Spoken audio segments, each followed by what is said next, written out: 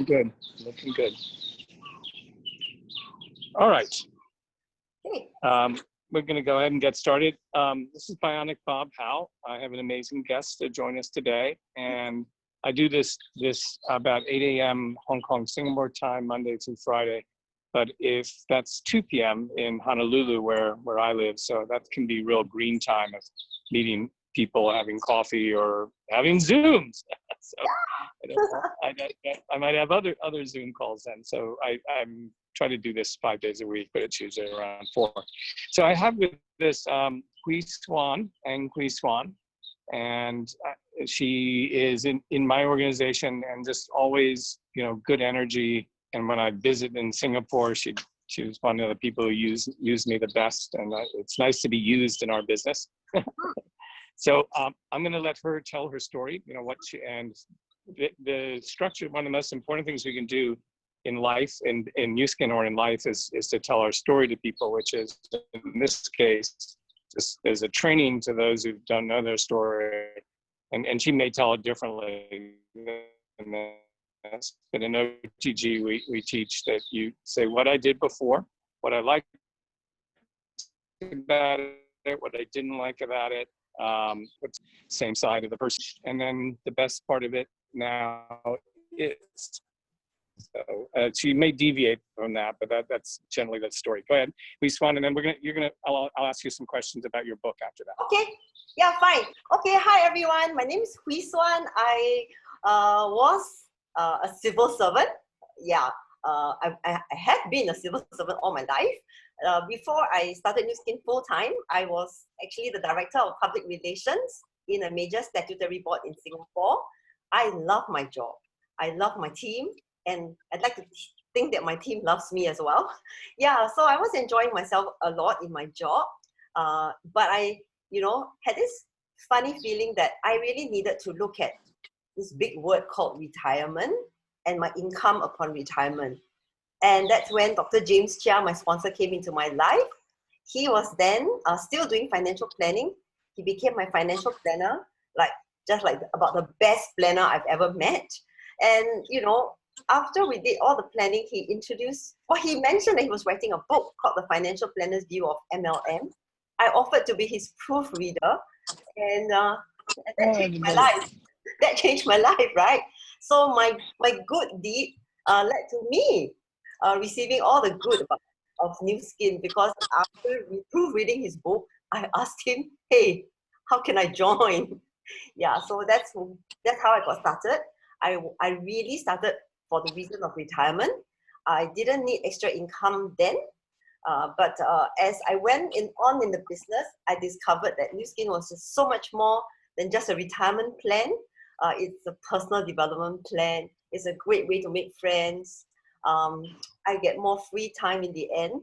Yeah, when I decided that I was going to leave my job after a few years of being part-time doing it, and then I had time flexibility. So yeah, I can go on and on about my personal story, but this in a nutshell is what happened. So that one book changed my life. And I think today we're going to talk about another book which changed my life, right? Yeah, so the book she's referring to, I don't know if it's out of print, but it's The Financial Planner's Guide to MLM. It's still available. It's still, yeah, but he's got to print new ones, I think. Yeah, get it. It's very thin, and it's not a lot of excess words to it. It's pretty straightforward. And if you're looking at a retirement plan, a really good MLM and Nu Skin is worth consideration. And he takes you kind of through things we call in a 48-hour training and a sort of getting started orientation. Now, the other author in the house right now, of James Chia, I mentioned, is Hwee Suan. She wrote a book called Mind Matters. And thanks, I left mine in the car. Thank you for holding yours up. So it's also thin and really easy to read and a lot more personal. And it's really about, obviously with the title, it's about mindset, where James is about skill. We always are, try to teach skill in our business, but we also have to do mindset, because it's maybe the most important skill is to not give up and how to handle adversity in Nu Skin and in life. So why did you write Mind Matters? What brought you to write that book? Okay. to be honest, it was because my coach, James, he suggested it. He suggested it. Suggested or beat you on the head? Yeah, no, he has a good reason to suggest it because he'd been reading my weekly journal for like the past 15 years. Oh my And goodness. he really felt that there was stuff inside there that could like help people, inspire people, and perhaps encourage people as well. He felt like, it shouldn't be like sitting in my computer and that he would be the only one who would be blessed by it. So, I mean, that was like really something to hear that because I wrote my journals for me, not for the world. So to know from someone who is obviously not there to say things to please me, to hear from him that, there might be something there for others, well, I thought that was like, I should take heed of that. And of course, I trust him a lot. And I know he's not exactly a PR person. He's not like saying it to make me happy. Yeah, like I said. So I said, yeah, I got to take some action and do this. So that's how it started. And in my book, I said I want to inspire and impact and bless people and give hope for the weary, for the discouraged, perhaps. And it's kind of like it came as I was writing it.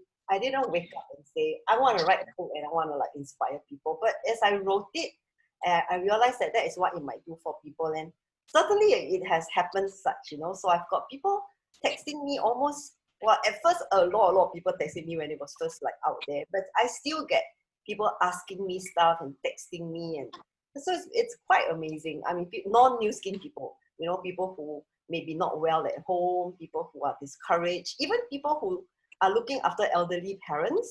And yeah, would actually contact me. And the other category, of course, single moms. They write to me, and some of them have asked me out for coffee. So yeah, it's been amazing.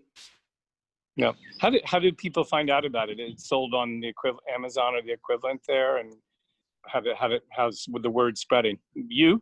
Direct sales, word of mouth. Yeah, as how we all sell our book, isn't it? Yeah, I mean, it's not sell our business as well. So no, we it's not on Amazon. We did it through word of mouth, through our network. Yeah. Cool. Yeah.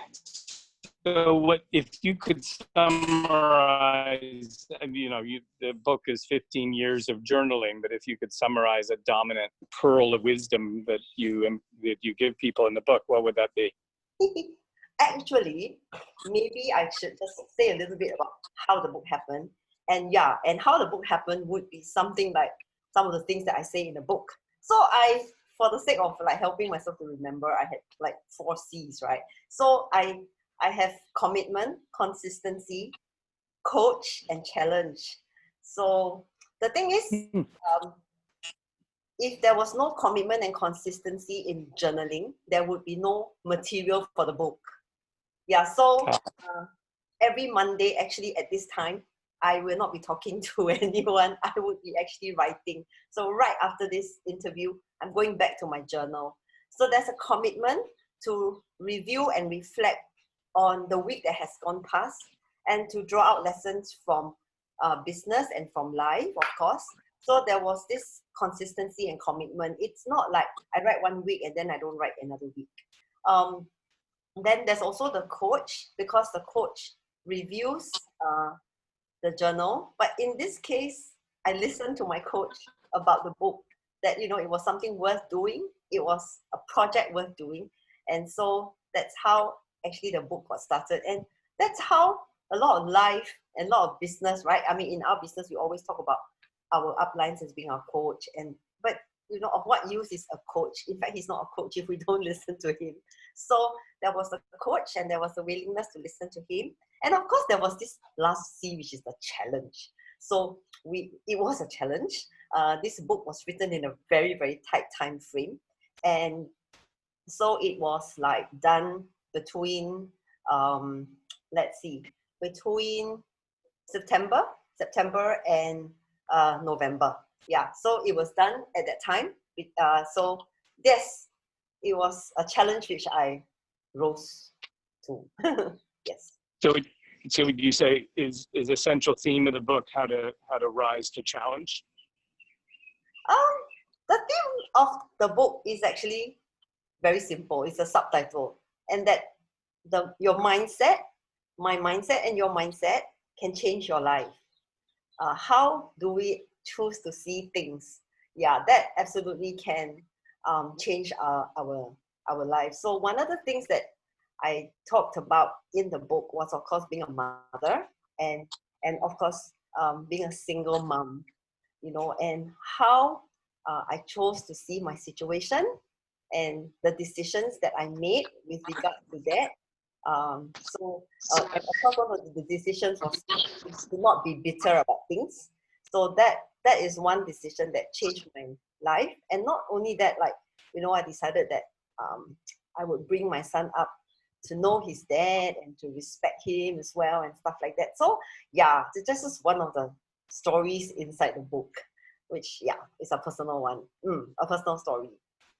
Yeah, that's I'm just working my way through the book now, so I'm enjoying all of these.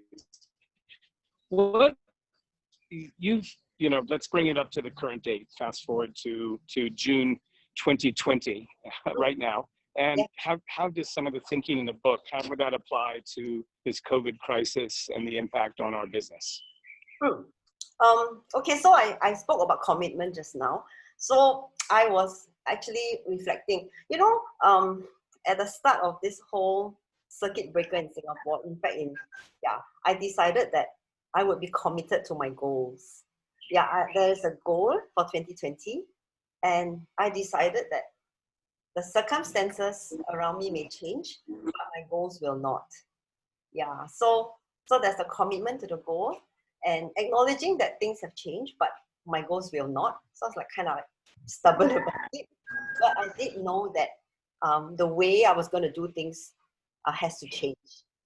So goals don't change, circumstances change, and the way my methods have to change because of the circumstances. So and of course, it's a challenge, right? COVID is a challenge.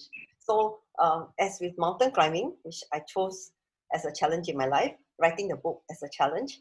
So this current situation is a challenge, which if I'm willing to accept and adapt with the help of many, many team members and my uplines, of course, I just chose to believe it's doable. And I honestly did not waste a single moment, kind of like bemoaning stuff and like, I mean, I travel a lot and I do all sorts of things, but I didn't for one moment go like, oh, I miss my trip.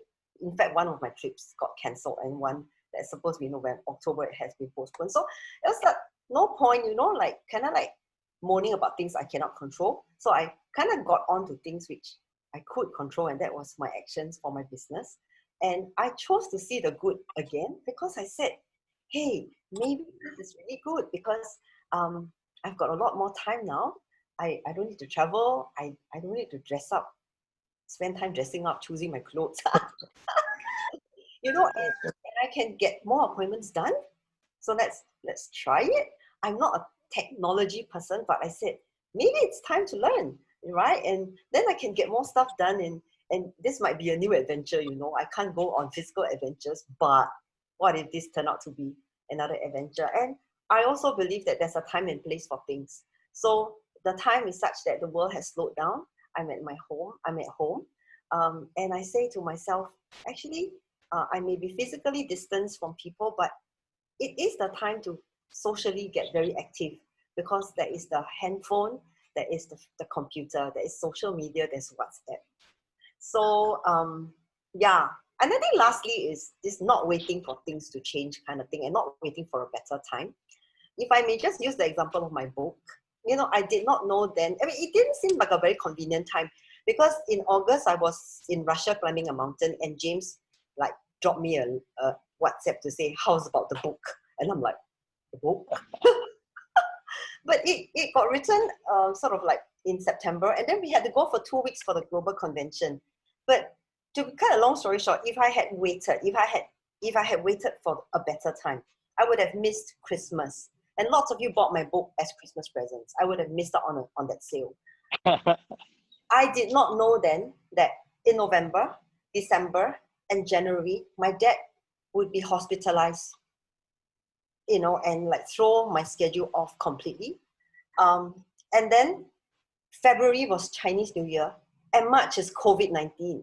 There would be no book if I waited, you know. And then I say to myself, if I sit here and wait for COVID to be over, maybe there will be not much of a new skin business left. If I, you know, I mean, for some of us, we have to get into momentum. So yeah, for me, I said, if I lose this stretch and I don't use it to build momentum, who knows? And at the start, you know, we did not know this was going to be such a long drawn thing. And so no waiting for a better time. This is it.